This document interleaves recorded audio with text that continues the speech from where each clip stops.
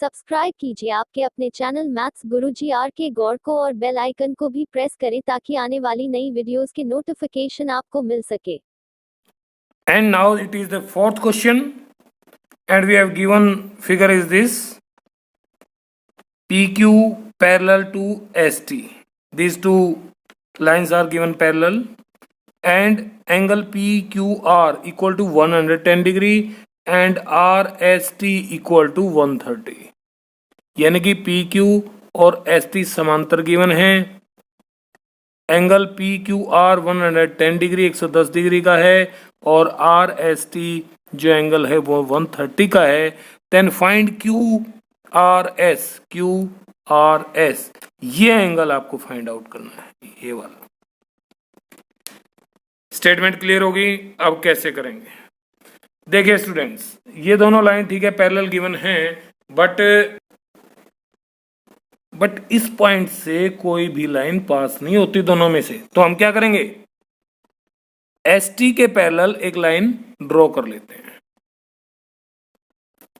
ST के parallel R point से एक लाइन ड्रॉ कर लेते हैं। तो R पॉइंट से हमने RX parallel to ST draw कर ली। तो सबसे पहले इसी को लिखते हैं। अब कहोगे सर ये हमें कैसे पता चलेगा ड्रॉ करनी है? भाई क्वेश्चन है, प्रैक्टिस करेंगे पता चल जाएगा, ठीक है ना। कंस्ट्रक्शन की हम यूज कर सकते हैं किसी भी क्वेश्चन में अगर आवश्यकता हो, लेकिन रूल प्रॉपर्टीज के अनुसार। तो क्या लिखें, ड्रॉ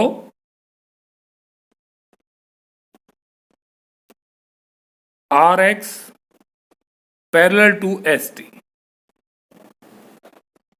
ठीक है। ये RX ST के पैरेलल हो गई। अब दोनों लाइन पैरेलल है, आगे जो तरीका है वो यूज करते हैं, ठीक है। देखिए अब ध्यान से, क्योंकि PQ और ST पैरेलल है और ST और RX पैरेलल है, यानी कि PQ भी ST के पैरेलल और RX भी ST के पैरेलल। इसका मतलब ये दोनों लाइन भी पैरेलल, ठीक है ना। तो एक प्रॉपर्टी थी कि if two lines are parallel to another line then these two line are also parallel. So and, यहां लिखिए अब, and PQ parallel to ST।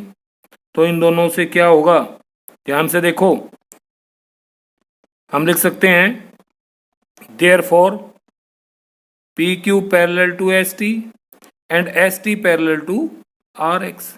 इसका मतलब ये तीनों लाइंस आपस में पैरेलल हैं। क्लियर? ओके। अब देखिए, अब PQ RX के पैरेलल है तो 110 ये वाला एंगल इस एंगल के इक्वल होगा total.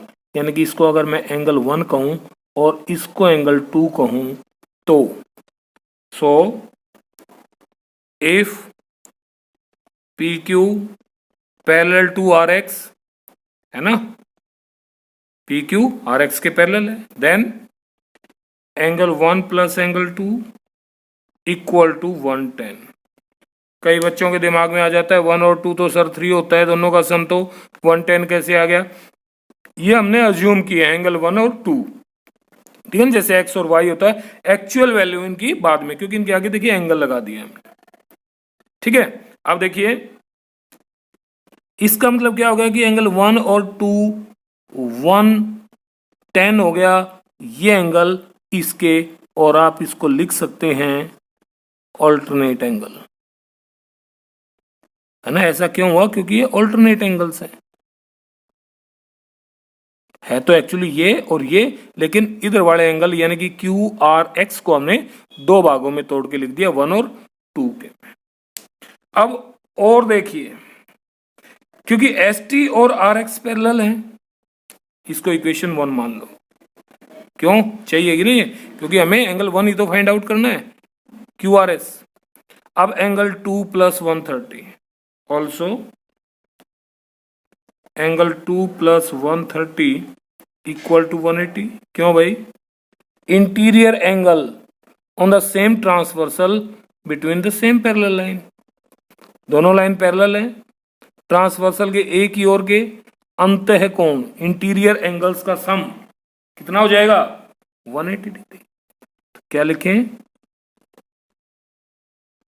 Interior angles on the same side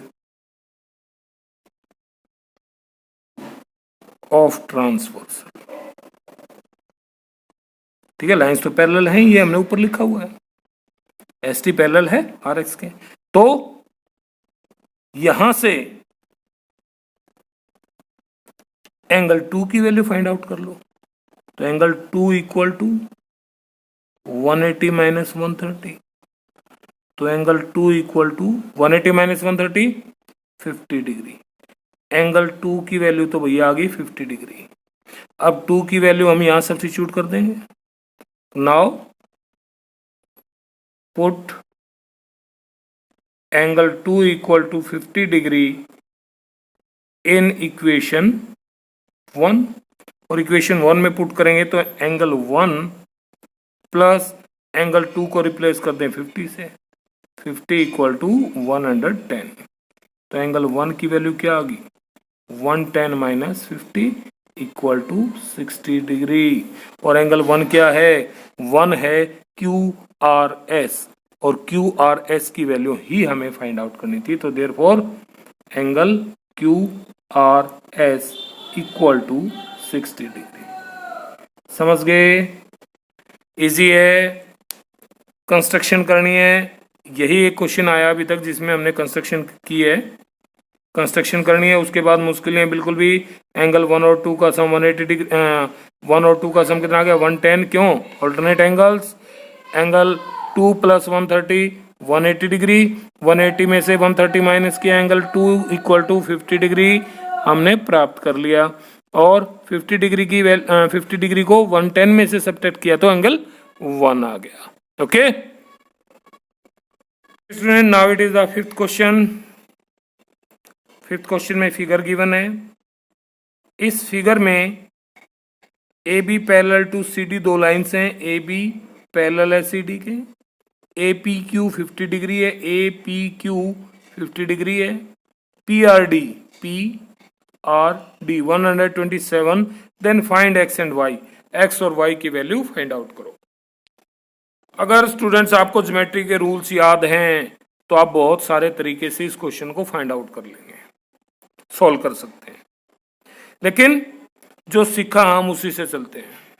okay, देखिए ध्यान से, 127 यानी कि एंगल पी आर डी, ये इसका ऑल्टरनेट एंगल कौन सा बनेगा, ए पी आर। समझ रहे हैं बात, ये एंगल इसका ऑल्टरनेट है, सही है। आप देख लीजिए कौन सा है, ये 127 है और ये पूरा एंगल 2 का सम है। क्लियर, तो इसी तरह से इनका यूज करते हैं ऑल्टरनेट एंगल्स का। Here we have AB parallel to CD, therefore angle APR equal to किसके होगा, PRD, एंगल PRD, और कारण लिखें, these are alternate angle।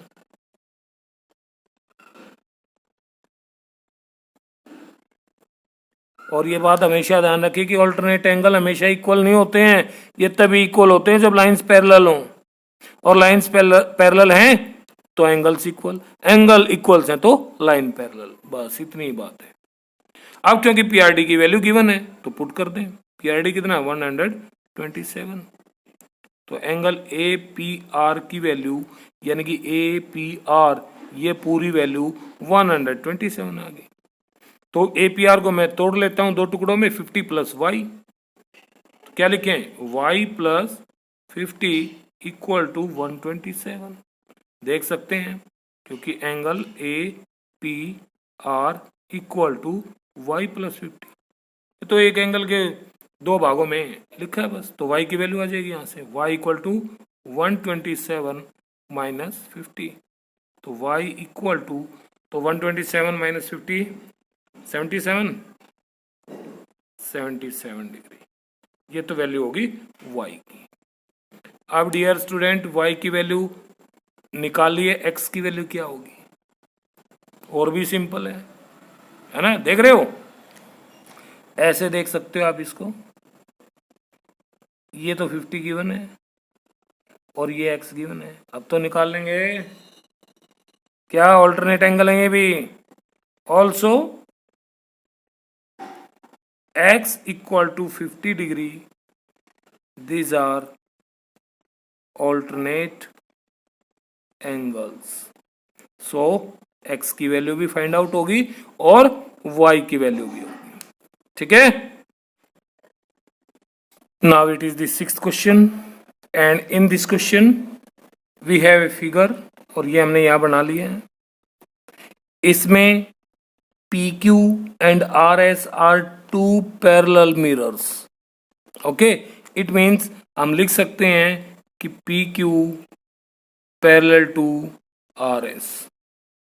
Okay, अब क्योंकि ये दो मिरर हैं और दोनों पैरेलल हैं, एक इंसिडेंट रे बी से इस मिरर से बी पर टकराती है, ठीक है, स्ट्राइक करती है मिरर पी क्यू को एट बी, और टकराने के बाद फिर रिफ्लेक्ट हुई, है ना, क्या होगी, रिफ्लेक्ट। थोड़ा साइंस का भी ध्यान रखें। और रिफ्लेक्ट होकर वो बीसी के साथ, यानी कि अलोंग बीसी, वो दूसरे मिरर आरएस को सी पर स्ट्राइक करती है। अब स्ट्राइक करते ही इस मिरर को फिर रिफ्लेक्ट हुई और अलोंग सी डी चली गई। बात समझ गए। तो इस स्थिति में हमने प्रूव करना है कि ए बी पैरेलल होगी सी डी के। बात समझे। क्या प्रूव करना है, आप लिख सकते हैं, to prove A B parallel to C D, P Q and R S both are mirrors and parallel, और इस तरह से ये रे स्ट्राइक करती हुई निकल गई, तो A B parallel to C D होगा, ये प्रूव करना है। अब यहां थोड़ा सा हम साइंस का जिक्र कर लेते हैं। यहां इस पोर्शन में देखिए, अगर कोई एक मिरर है इस तरह से, और यहां से एक रे इस डायरेक्शन में इसको यहां टकराई, टकराते ये यहां से रिफ्लेक्ट हुई और दूसरी दिशा में गई। आगे कहां गई बाद में देखते हैं। अब यहां अगर ये परपेंडिकुलर है, ध्यान देना जो मैं कह रहा हूं, ये परपेंडिकुलर हो तो इस स्थिति में ये एंगल जो बना, ये वाला, ये एंगल होगा एंगल ऑफ इंसिडेंट। क्यों? क्योंकि ये इंसिडेंट रे ने इस परपेंडिकुलर के साथ बनाया है। ओके, अब जैसे ये रिफ्लेक्ट, टकरा करके रिफ्लेक्ट हुई, तो एक एंगल इधर बना इसी परपेंडिकुलर के साथ, ठीक है, और इसको एंगल ऑफ रिफ्लेक्शन कहेंगे। बात समझ गए। ये क्या है, एंगल ऑफ इंसिडेंट, और ये क्या है, एंगल ऑफ रिफ्लेक्शन। और angle of incident equal to angle of reflection होता है, और angle of incident equal to angle of reflection होता है। ये साइंस में आपने पढ़ा होगा जरूर। तो हम क्या करेंगे, इसका मतलब हमें एक परपेंडिकुलर की जरूरत है यहां, और एक परपेंडिकुलर की जरूरत है यहां। तो हम परपेंडिकुलर ड्रॉ करेंगे, यानी कंस्ट्रक्शन ड्रॉ।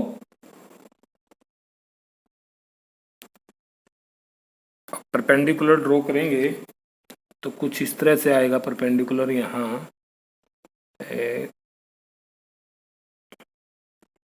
ऐसे, और दूसरा इधर से यहां।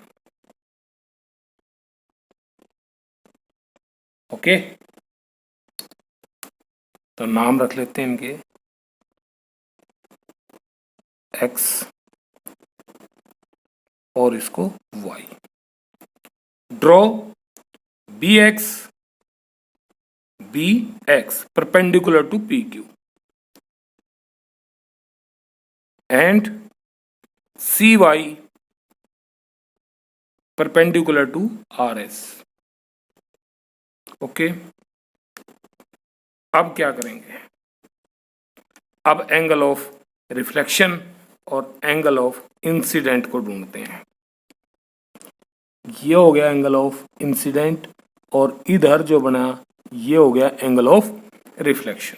सेम इधर, अब यहां से ये रे टकराई यहां, तो ये तो हो गया एंगल ऑफ इंसिडेंट, और जी टकरा करके जैसे ही गई ये इधर बढ़ा, ये हो गया angle of reflection.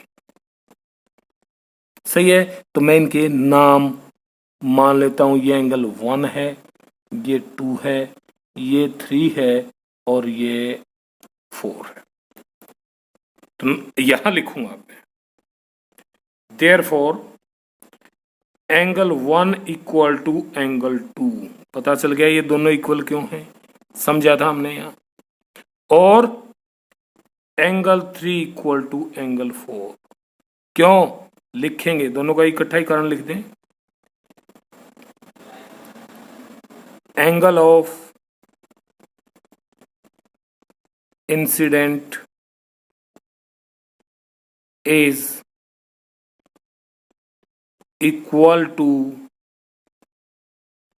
angle of reflection।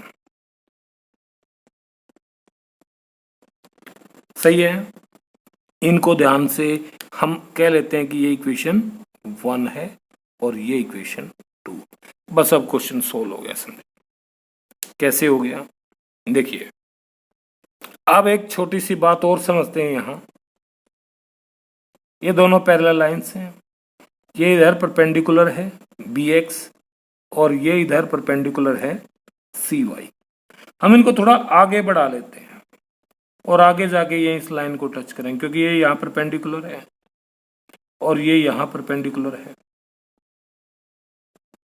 ठीक है, अब देखिए ध्यान से, ये लाइन और ये लाइन पैरेलल, ये एंगल 90 डिग्री का, तो ये एंगल कितने का आया? 90 का। क्यों? Interior angle same side of the transversal, तो दोनों का सम 180 डिग्री। ये 90 का तो ये भी 90। इट मीन्स ये 90 है और ये भी 90 था, तो दोनों का सम 180, और दोनों का सम 180 है तो ये लाइन इसके पैरेलल होगी। बात समझ गए? इसका मतलब BX पैरेलल CY कह सकते हैं as PQ parallel to RS and BX perpendicular to PQ and CY perpendicular to RS। Then समझे बात क्या कह रहे हैं?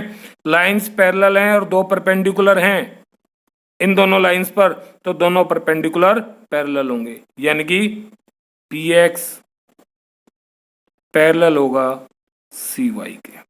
अब थोड़ा सा और ध्यान से, ये अर्जुन वाली आंख रखनी पड़ती है ऐसे क्वेश्चन में, भीड़ भड़ाका नहीं मचाना है यहाँ। ये परपेंडिकुलर इस परपेंडिकुलर के पैरेलल, अब BC को मिलाते हैं, ये B है ये C है और ये ज्वाइन कर लिया BC को। जब ये लाइन इसके पैरेलल है तो ये वाला एंगल क्या इसके इक्वल नहीं होगा? होगा ना? तो ये एंगल कौन सा है? ये एंगल है 2 और ये एंगल है 3। देयरफॉर लिख दें एंगल 2 इक्वल टू एंगल 3। क्यों? कौन से एंगल है ये? Alternate interior angles. ओके, अब ये ऑल्टरनेट एंगल हैं, इक्वल हो गए, क्या हम इसको डबल कर सकते हैं? यस कर लो, क्योंकि मैं इस पूरे एंगल को, जब आप इस AB और इस CD को पैरेलल करना चाहेंगे तो ये वाला एंगल इसके इक्वल करेंगे, ऑल्टरनेट एंगल इक्वल होते ही क्या हो जाएंगे, लाइंस पैरेलल। तो मैं यहाँ डबल कर लेता हूँ, 2 से मल्टीप्लाई, यानी कि twice of angle 2 plus equal to twice of angle 3, कोई फर्क नहीं पड़ता है।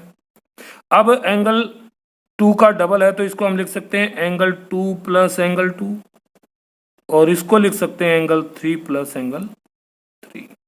अब देखिए वापस इक्वेशन 1 एंड 2, तो इक्वेशन 1 एंड 2 से क्या होगा, इस एक 2 को रिप्लेस कर दो एंगल 1 से, तो angle 1 plus angle 2 equal to हो गया, और 3 है तो दोनों में से एक एंगल को रिप्लेस कर दे 4 से, तो एंगल 3 प्लस एंगल 4, और यहां लिखें फ्रॉम 1 एंड 2।